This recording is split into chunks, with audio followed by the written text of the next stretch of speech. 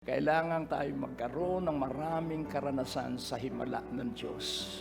Huwag ka nga absent sa gawain. Pag pala absent ka, paglalaruan ka ng dyablo.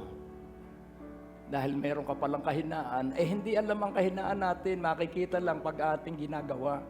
Kaya kailangan kahit mahina ka, ikay maging matapang. Sabihin mo, ako'y matapang!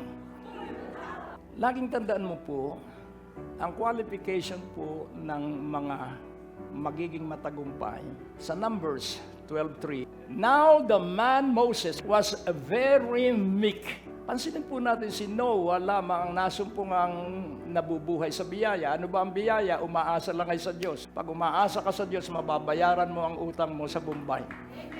Huwag kang titingin sino kaya ang mauutangan ko. Tumigil ka na sa pangungutang.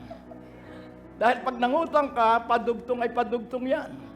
Dahil lalaki ang interes.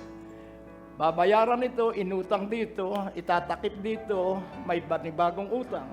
At lumaki ang interes, utang ulit dito hanggang magdoble-doble ng interes. Mabuhay kang umiibig at makikita mong dadaloy sa iyo ang iyong pera.